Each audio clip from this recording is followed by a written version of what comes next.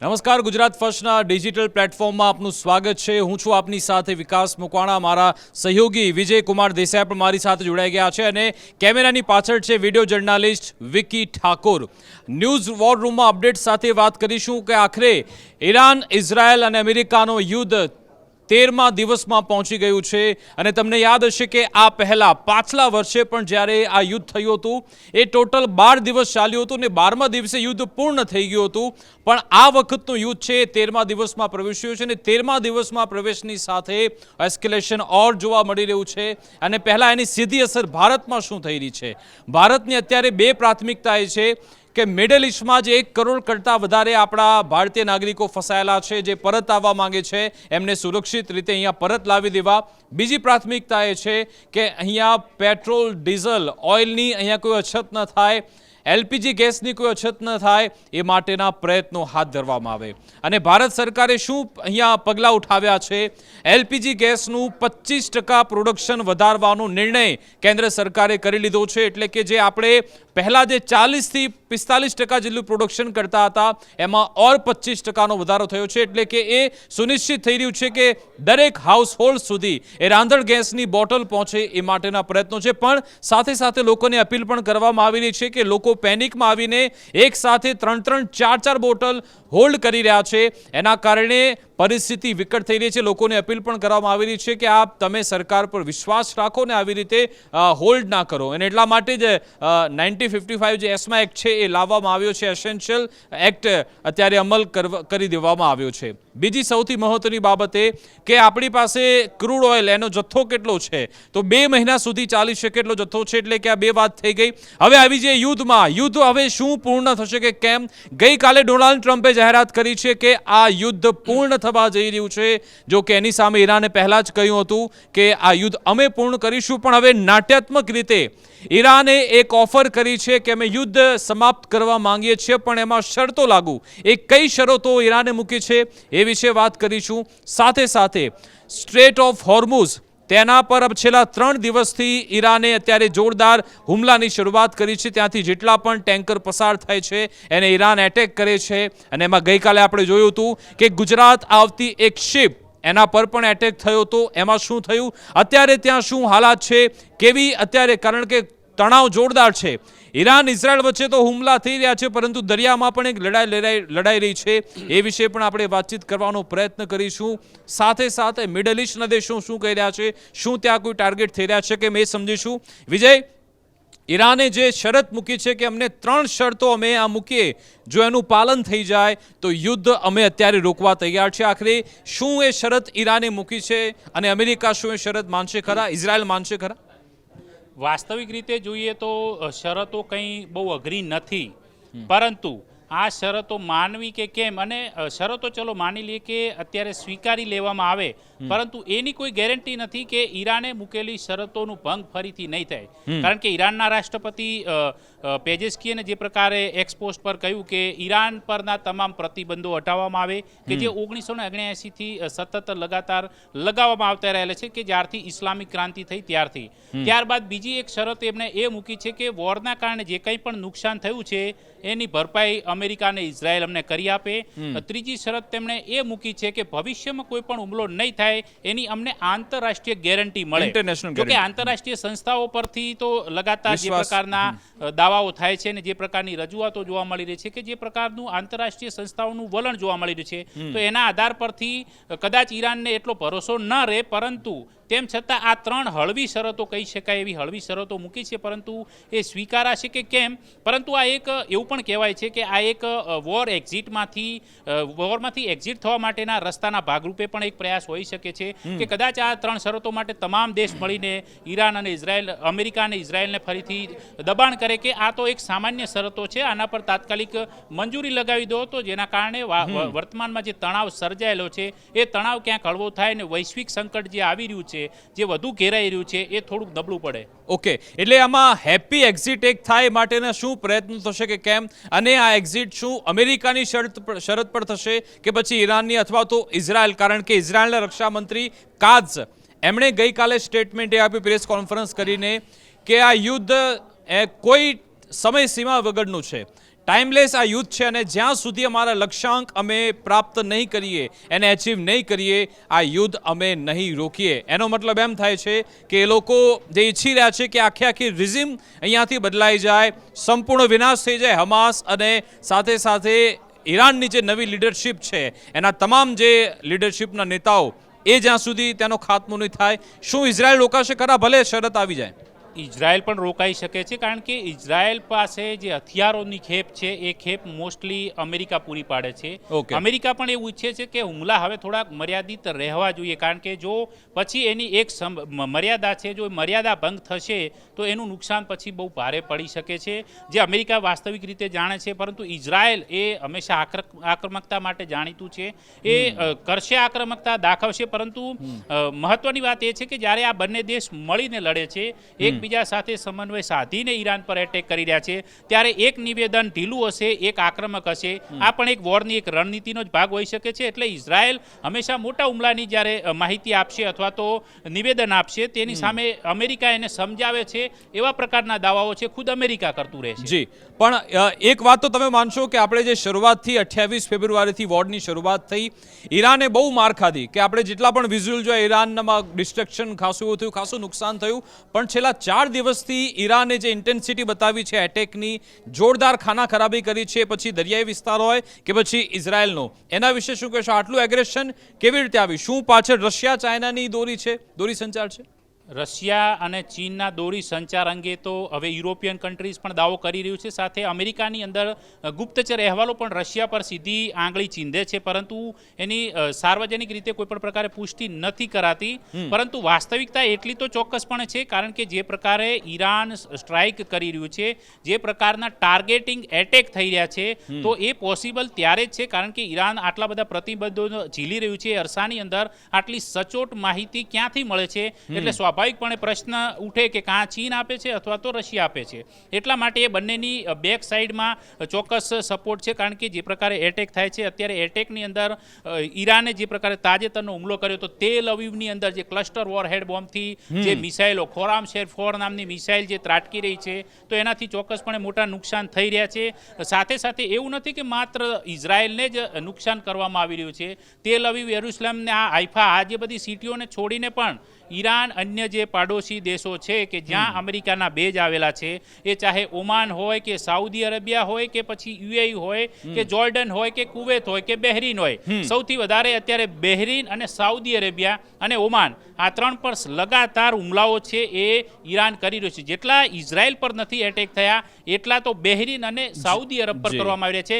એ પણ એક ઈરાનની એક વિચારેલી રણનીતિનો ભાગ હોઈ શકે છે, કારણ કે આ દેશો છે એ મળીને જો અમેરિકાને પ્રેશર કરશે તો ઇઝરાયલ કંટ્રોલમાં આવશે, આવું ઈરાન વિચારી રહ્યું છે. બિલકુલ. અને આ યુદ્ધમાં ડાયમેન્શન ત્યારે જ ફેરવાયું હતું જ્યારે રશિયાની ઓરેસ્નિક મિસાઇલ ઇઝરાયલ સુધી પહોંચી હતી, ત્યારે જ ખ્યાલ આવ્યો કે આમાં શું રશિયા સીધી રીતે મદદ કરી રહ્યું છે. અને હમણાં જે ડ્રોન એટેક થયા, એ ડ્રોનમાં જે નેવિગેશન જીપીએસ સિસ્ટમ છે, એ તમામ જીપીએસ રશિયાના છે. સાબિત પણ એવી રીતે થયું કે જ્યાં જ્યાં ડ્રોન એટેક થયા ત્યાંથી જે જીપીએસ સિસ્ટમ મળી છે એ રશિયાની હોવાનો દાવો થયો છે. અને હમણાં જે સ્ટ્રેટ ઓફ હોર્મુઝમાં ઈરાને એક સાથે 6 જેટલા ઓઇલ ટેન્કર પર હુમલો કર્યો અને એમાં ખાસું નુકસાન થયું છે. ને એ વિચલિત કરનારા દ્રશ્યો છે કે દરિયાની વચ્ચે તમામ ઓઇલ ટેન્કર સળગી રહ્યા છે.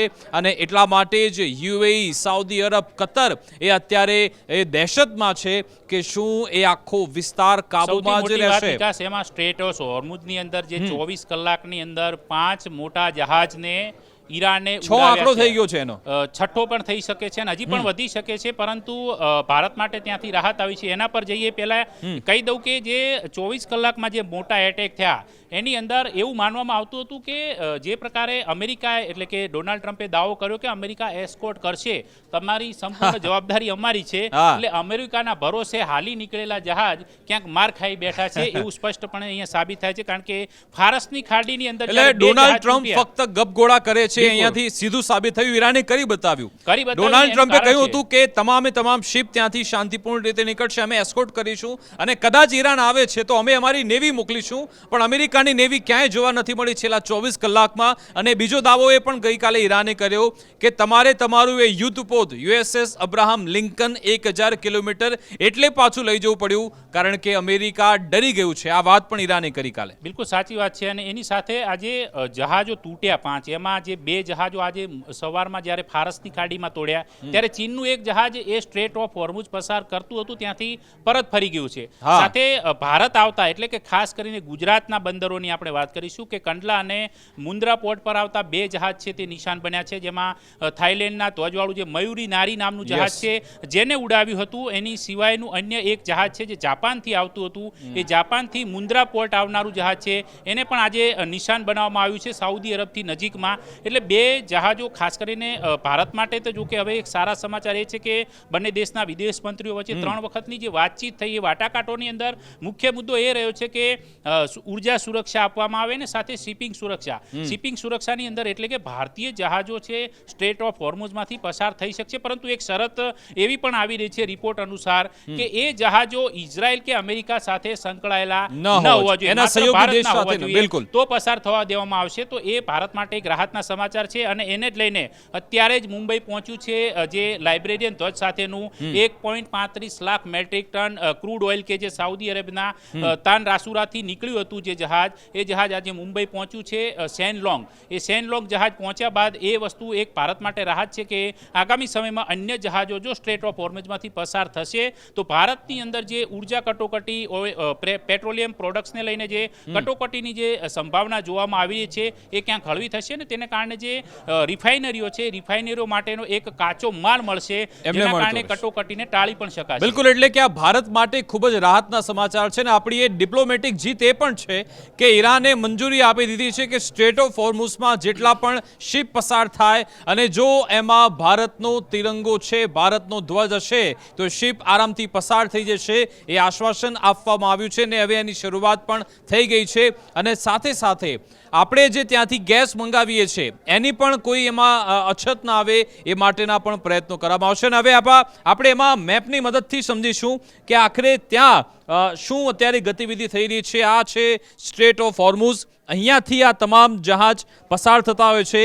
ઈરાન કે એક બાજુ છે ગલ્ફ ઓફ ઓમાન અને બીજી બાજુ છે પર્શિયન ગલ્ફ. અહીંયા છે સ્ટ્રેટ ઓફ હોર્મુઝ. અહીંયાથી તમામ શિપ પસાર થતી હોય છે. આપને જણાવી દઉં અહીંયા જ ઈરાન તમામ કંટ્રોલ લઈને બેઠું છે. જો અરબ સાગર સુધી પહોંચવું હોય તો એક આ જ રસ્તો અત્યારે છે કે અહીંયાથી બધા જહાજ પસાર થાય છે ને પછી અરબ સાગરમાં પહોંચે છે ને ભારત સુધી, એ પછી ગુજરાતમાં આવે કે પછી અહીંયા બીજા તમામ પોર્ટ સુધી પહોંચે. હવે આ ખૂબ જ મહત્વનો ચેક પોઈન્ટ છે. ત્યાં ઈરાન અત્યારે કબજો કરીને બેઠું છે અને તમે જુઓ કે હવે છેલ્લા 24 કલાકમાં કેટલા શિપ પસાર થયા એ ખૂબ જ મહત્વનો. તમે જુઓ કે આ સ્ટ્રેટ ઓફ હોર્મુઝની લાઈવ ટ્રેકિંગ સાઇટ છે. રિસ્ટ્રિક્ટેડ એમાં લખવામાં આવ્યું છે. કેટલા સમયથી રિસ્ટ્રિક્ટેડ છે? અમે અત્યારે લગભગ 3:30 વાગે રેકોર્ડિંગ કરી રહ્યા છીએ. તમે જુઓ કે 10 કલાકથી છેલ્લા 10 દિવસથી 10 દિવસ 10 કલાક અને 8 મિનિટ આટલો સમય થયો છે આ સ્ટ્રેટ ઓફ હોર્મુઝ લોક છે. Iran has declared the Strait of Hormuz closed to US, Israel and Western allied vessels while allowing passage for other nation. એટલે કે ઇઝરાયલ, અમેરિકા અને એના જેટલા પણ સહયોગી દેશ છે એના માટે સ્ટ્રેટ ઓફ હોર્મુઝ બંધ છે. ઈરાનની આ જાહેરાત છે. હવે તમે ડેટા જોઈ લો કે છેલ્લા 24 કલાકમાં કેટલી શિપ પસાર થઈ. ગઈકાલે તો શૂન્ય હતું. લાસ્ટ 24 અવર્સમાં ફક્ત 2 શિપ જ પસાર થઈ ચૂકી છે. ફક્ત 2 શિપ. તમે જુઓ કે જ્યાંથી વિશ્વભરનો 20% જે જથ્થો પસાર થતો હોય એને ફક્ત 2 શિપ પસાર થાય તો એની કેટલી અસર થઈ શકે છે. ગઈકાલે આપણે વિજય વાત કરી રહ્યા હતા બ્રેન્ટ ક્રૂડ ઓઇલ કાલે 90 રૂપિયા આસપાસ ભાવ તો આજે ફરી 91.47 જેટલો થયો છે. એટલે આ બ્રેન્ટ ક્રૂડ ઓઇલ સતત એના વધઘટ એના ભાવમાં થઈ રહ્યા છે. આ એક પરિસ્થિતિ છે. અને તમે જે શિપની વાત કરી રહ્યા હતા નંદા દેવી, બિલકુલ આ નંદાદેવી શિપ છે એ ઇન્ડિયન ફ્લેગ કેરિયર છે, કાર્ગો જહાજ છે કે જે અત્યારે સ્ટ્રેટ ઓફ હોર્મુઝની અંદર ઈરાનની જે કાશેમ દ્વીપ સમૂહ છે જ્યાં લાંગર્યું છે ને તેનું જે કહી શકાય લાઈવ લોકેશન એ અડધો કલાક પહેલાં જ અપડેટ થયું છે. એટલે કે ભારતીય શિપને ત્રીજું એક શિપ બની શકે છે. એક પુષ્પક અને પરિમલ નામના બે જહાજ છે, એ પણ નીકળ્યા હોય સ્ટ્રેટ ઓફ હોર્મુઝ પસાર કરીને. એ પ્રકારના પણ અહેવાલ આવેલા છે ને સાથે આ જે નંદા દેવી જે છે એને પણ ટૂંક સમયમાં ત્યાંથી રવાનગી મળશે, તો એના કારણે એની અંદર રહેલો જે કાચો માલ છે એ ભારતીય બંદરો સુધી પહોંચે. અગત્યની વાત એ છે કે સ્ટ્રેટ ઓફ હોર્મુઝ પસાર કરીને ભારતના બંદરોની અંદર પહોંચતા જ શિપને કેટલો સમય લાગે છે, તો જો એને કંડલા પોર્ટ પર પહોંચવું હોય છે તો 1000 કિલોમીટર કરતાં વધુનો જે ડિસ્ટન્સ કાપવું પડે છે, તો એમાં એને લગભગ 13 કલાકથી વધુનો સમય લાગે છે. અને મુંબઈ પહોંચવા માટે 2000 કિલોમીટર જેટલું ડિસ્ટન્સ થાય છે. ત્યાં પહોંચતા 15 થી 17 કલાકનો સમય એ જે તે વેસલની સ્પીડ પર ડિપેન્ડ છે, પરંતુ આટલો સમય ત્યાંથી પસાર થયા બાદ શિપને પહોંચતા થાય છે. એટલા માટે એટલો જથ્થો એટલે કે કમસે કમ અડધા દિવસનો માનીને આગળ ચાલવાનું થાય છે કે ત્યાંથી રવાનગી થયા બાદ અડધા દિવસ બાદ એ જથ્થો છે આપણા પોર્ટ પર પહોંચે ને ત્યાંથી રિફાઇનરીઓ સુધી પહોંચાડવા માટેની જે પરિવહન વ્યવસ્થા છે એના ભાગરૂપે થતું રહે છે. પરંતુ એની સિવાય પણ એક અલગ જે ગલ્ફ ઓફ એડન પર આપણે જઈશું કે એ પણ અત્યારે ચર્ચાની અંદર છે. યમનની નજીકમાં જે ગલ્ફ ઓફ એડન જે છે ત્યાં પણ હવે એક આ નવો સ્ટ્રેટ બંધ થાય તેવો ધમકી ઈરાન દ્વારા આપવામાં આવી રહી છે. કારણ કે ઈરાન એવું કહી રહ્યું છે, એટલે તમે કહી રહ્યા છો એક તો અહીંયા છે સ્ટ્રેટ ઓફ હોર્મુઝ, આ તો લોક છે જ, બિલકુલ, પણ ઈરાનની ધમકી એવી છે કે આ એરિયા પણ અમે લોક કરીશું કે યમનની મદદથી નહીં, યમનમાં બેઠેલા ઈરાનના પ્રોક્સી એટલે હુથી વિદ્રોહી, જે અત્યાર સુધી સૌથી અગત્યની ચર્ચા એ થઈ રહી છે કે આ હુથીઓ હજુ સુધી કેમ બળવો નથી કર્યો કે કોઈ મિસાઇલ મારો કેમ નથી કર્યો. કારણ કે એ ઈરાનની એક નવી રણનીતિ છે કે જ્યારે સાઉદી અરબને બરાબરનું ઘેરવાનું થશે, જો સાઉદીના આ પોર્ટ પરથી કોઈ પણ પ્રકારે કાર્ગો હેન્ડલિંગ કરવામાં આવશે તો અહીંયા જે સાંકડો જે કહી શકાય આજે બાબ અલ મંદબ કરીને એટલે કે આંસુઓનું દ્વાર કહેવાય છે, એનો મતલબ એવો થાય છે કારણ કે અહીંનો જે આ સ્ટ્રેટ છે આ આમ શિપ માટે અત્યંત જોખમી ગણાય છે. ત્યાંની જે લહેરો તીવ્ર હોય છે એના કારણે એનું નામ એવું પ્રકારનું આપેલું છે ગલ્ફ ઓફ એડન અને લાલ સમુદ્ર. એટલે હુથીઓનું અહીંયા એક સત્ર રાજ્ય છે એવું કહી શકાય, કારણ કે ગમે તે શિપને ઉડાડી મારવા માટે જાણીતા છે ને અગાઉ પણ અનેક શિપ એ ડૂબાડી ચૂક્યા છે. એટલે હવે હુથી એટલે આ ખૂબ જ દર્શક મિત્રો આ ખૂબ જ મોટા સમાચાર છે. જો સ્ટ્રેટ ઓફ હોર્મુઝ તો ઓલરેડી લોક છે, 24 કલાકમાં ફક્ત 2 શિપ જ પસાર થઈ અને યુએઈ સાઉદી અરબનો એ છે લક્ષ્યાંક કે આપણે બીજો કોઈ નવો રસ્તો શોધી લઈએ શિપ પસાર કરવા માટે. જો આ રસ્તો પણ એમનો લોક થઈ જાય છે તો ખૂબ જ એમના માટે મોટું ઘાતક સાબિત થાય છે. ને હવે અમેરિકા ઈરાનને કેવી રીતે ઘેરી રહ્યું છે એ પણ તમને બતાવી દઉં કે 2 યુદ્ધપોત અમેરિકાએ ત્યાં સેન્ટર કરેલા છે. એક છે અહીંયા આ અરેબિયન સી છે ઓમાનની નજીક, અહીંયા એક પોતાનું યુદ્ધપોત અમેરિકાએ મૂકેલું છે. બીજું ઇઝરાયલની નજીક એક અહીંયા મૂકેલું છે. અહીંયા અમેરિકાને કોઈ નુકસાન નથી કારણ કે ઈરાન ત્યાં સુધી નથી પહોંચી શકતું, પણ અહીંયા જે યુદ્ધપોત પડેલું છે અબ્રાહમ લિંકન એને પાછું એટલા માટે લઈ જવામાં આવ્યું કારણ કે ઈરાન સીધી રીતે જો એટેક ત્યાં કરી દે, કદાચ એમની મિસાઇલ કે કંઈ પણ જો ખાના ખરાબી થઈ તો સીધા જ 200 થી 300 અમેરિકન જવાનના મોત થઈ શકે છે. અને જો એટલા બધા બોડી બેગ્સ ત્યાં ગયા તો ડોનાલ્ડ ટ્રમ્પ મિડ ટર્મ ચૂંટણી હારી જાય એવી પરિસ્થિતિ થઈ શકે છે. એટલા માટે જ એ ત્યાંથી યુદ્ધપોત હટી રહ્યું છે. અને બીજી એક થિયરી આપણે વાત કરીએ, ઈરાન હવે અમેરિકા પર સીધી રીતે હુમલો કરવાનો પ્રયત્ન કરી રહ્યું છે અને આ રિપોર્ટ બતાવ્યો છે ત્યાંની FBI ઇન્ટેલિજન્સ એજન્સી FBI દાવો કર્યો છે કે અમેરિકાના કેલિફોર્નિયામાં ઈરાન એક એટેક કરવાનો પ્રયત્ન કરી રહ્યું છે. પણ આમ ભૌગોલિક પરિસ્થિતિ જોવા જઈએ તો ઈરાનના હાથમાં છે નહીં. કેવી રીતે તમે જુઓ કે ઈરાન અહીંયા છે, આ ઈરાન છે, જો એને કેલિફોર્નિયા પર એટેક કરવો હોય તો સીધી રીતે છેક અહીંયા અમેરિકા 20,000 કિલોમીટરનું એનું ડિસ્ટન્સ છે ઈરાનથી લઈ આ USA. અહીંયા કેલિફોર્નિયામાં એટેક કરવા માંગે છે ઈરાન. હવે કેવી રીતે કરશે કહેવામાં આવી રહ્યું છે કે ડ્રોન એટેક કરવા માંગે છે. એક એવી રણનીતિ ઘડવામાં આવી રહી છે. આ રહ્યું યુનાઇટેડ સ્ટેટ્સ USA તમે જુઓ અને અહીંયા છે આગળ ઈરાન જેનો પ્રયત્ન થઈ રહ્યો છે કે એ હુમલો કરે. હવે જોવાનું રહેશે આમાં શું વિગત છે કે કેવી રીતે શક્ય છે કે 20,000 કિલોમીટરનું ડિસ્ટન્સ છે તો કેવી રીતે ઈરાન અમેરિકા પર એટેક કરશે. FBI નો દાવો છે કે આ પ્રકારનો હુમલો થઈ શકે છે, પરંતુ કઈ રીતના કરશે તેને લઈને કોઈ ચોખવટ નથી. પરંતુ ઈરાન પાસે એટલો શક્તિ છે કે કેમ એને લઈને આશંકાઓ છે. જો કે અગાઉ પણ અમેરિકા એવું કહી ચૂકી છે કે ઇન્ટરકોન્ટિનેન્ટલ બેલેસ્ટિક મિસાઇલનો પ્રોગ્રામ ઈરાન જ્યારે ચલાવે છે ત્યારે એક ખંડમાંથી બીજા ખંડમાં પહોંચતા એને વાર નથી લાગતી. પરંતુ ડ્રોન હુમલો સંભવ નથી, થઈ શકે તો મિસાઇલ હુમલો થઈ શકે, પરંતુ ઈરાને હજુ સુધી એવી કોઈ મિસાઇલ છે એના અંગે કોઈ સત્તાવાર રીતે બહાર પાડી પાડ્યું નથી કે હા. એની પાસે ઇન્ટરકોન્ટિનેન્ટલ આટલી 11,000 કિલોમીટરથી વધુનું ડિસ્ટન્સ કાપી શકતી મિસાઇલો છે કે કેમ. કદાચ સંભવિત રીતે જો આગળ જો યુદ્ધ વકરે ને એ અરસામાં જો ઈરાન કોઈ નવો બ્લાસ્ટ કરે હા. તો નવાઈ નહીં, પરંતુ હાલ પણ એની એમાં સૌથી બીજી અગત્યની શક્યતા એ છે કે જે વિશ્લેષકો બતાવી રહ્યા છે કે આખરે ઈરાન ત્યાં કેવી રીતે એટેક કરી શકે. તમને યાદ હશે યુક્રેને એક સમયે રશિયા પર ડ્રોન વડે એટેક કર્યો હતો. રશિયાની અંદર ઘૂસીને એમણે પોતાના માણસો મોકલ્યા હતા અને ત્યાં જઈને ડ્રોન એમણે એસેમ્બલ કર્યા અને રશિયાના જે એરબેઝ હતા એના હજારો કરોડોના વિમાન કેવી રીતે ઉડાવ્યા હતા ત્યાં ડ્રોન મોકલીને. આમાં ચર્ચા એ થઈ રહી છે કે કદાચ મેક્સિકોની મદદ લે ઈરાન, મેક્સિકોમાં એક પ્લાન તૈયાર કરવામાં આવે અને મેક્સિકો બોર્ડરથી અંદર જો કેલિફોર્નિયામાં ઈરાનના જે કહેવામાં આવે છે કે એમના જે લડાકુઓ છે, કુર્દ લડાકુ કે જે કુર્દ તો નહીં પણ હમાસના હોય કે જે પણ હોય, એ જો કેલિફોર્નિયા અહીંયા પહોંચે તો કોઈ આત્મઘાતી એટેક કરી શકે છે. એક શક્યતા છે ક્યુબાની કદાચ મદદ લેવામાં આવે. પણ તમે જુઓ કે અમેરિકા જે સૌથી વિશ્વભરમાં જે સુરક્ષિત દેશ કહેવામાં આવે છે ને એની બોર્ડરમાં ઘૂસવાનો જો પ્રયત્ન કરવામાં આવશે એ સફળતા મળશે કે કેમ? કારણ કે તાજેતરનો જે છેલ્લા એક મહિનાનો ઘટનાક્રમ છે, કારણ કે ક્યુબાની અંદર સરકાર ઉઠલાવાનું વેનેઝુએલાની અંદર સત્તા પલટા બાદ કહી ચૂક્યા નેક્સ્ટ ક્યુબા ટાર્ગેટ છે. નેક્સ્ટ ક્યુબા ટાર્ગેટ છે, એટલે ત્યાં ક્યુબાની સાથે એનો સતત દરિયા પણ આની શક્યતા આપણે ન કરી શકીએ કે ડ્રોન એટેક આવી રીતે અંદર ઘૂસીને થઈ શકે પોસિબિલિટી છે, પરંતુ ત્યાં અમેરિકન સૈન્ય સજાગ એટલા માટે છે કારણ કે મેક્સિકન ડ્રગ કાર્ટેલ સાથેની એની જે લડાઈ અત્યારે ચાલી રહી છે એ અરસાની અંદર એ આખો જે વિસ્તાર છે, કારણ કે વેનેઝુએલાની અંદર હજી સુધી માદુરોના શાસનનો સંપૂર્ણ અસ્ત નથી થયો એવું કહેવું પડશે, કારણ કે ભલે સત્તા પરિવર્તન થયું છે, શાસક બદલાયા છે, પણ પરંતુ એની નીચેની પ્રણાલી બદલાઈ નથી. તો એ અરસાની અંદર આ બધા દેશોમાં અત્યારે સચોટતા અમેરિકા દાખવી રહ્યું છે. એટલા માટે ત્યાં કદાચ ઈરાન કયા રીતે પ્રોક્સીઓનો ઉપયોગ કરી શકે છે. પણ પહેલીવાર એવું થયું છે કે આ કહેવાતી મહાસત્તા થોડા ફફડાટમાં છે,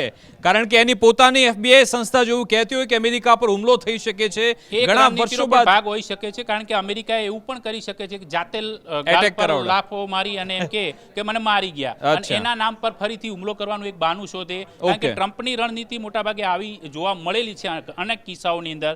તો એ પોસિબિલિટીના આધાર પર પોતાની જ ગુપ્તચર એજન્સીના રિપોર્ટના દાવા પ્રમાણે આવું કોઈ કૃત્ય અમેરિકા કરી શકે છે. અમેરિકા પર કોઈ પણ પ્રકારનો ભરોસો આવી બાબતને લઈને કોઈ નથી કરી શકતા. પરંતુ જો ઈરાન એટેક કરે છે, કારણ કે અગાઉ ટ્રમ્પ દાવો કરી ચૂક્યા છે કે જ્યારે એમની કાનની બૂટ વિંધાઈ હતી એ ગોળી છે ઈરાને મારી હતી, એટલે એ ચૂંટણી એટલે ઈરાને એક પાકિસ્તાની હાયર કર્યો હતો ને પાકિસ્તાની થ્રુ મરાવડાઈ. એટલે એ પ્રકારનો દાવો આ FBI નો અત્યારે લાગે છે, પરંતુ વાસ્તવિકતાથી ઘણો વિપરીત દેખાય છે. એમાં કોઈ બેમત નથી, પરંતુ જો થાય છે તો એ વિશ્વ સત્તા માટે બહુ જોખમી હોઈ શકે છે. બિલકુલ, એટલે કે આ અત્યારની સ્થિતિ છે.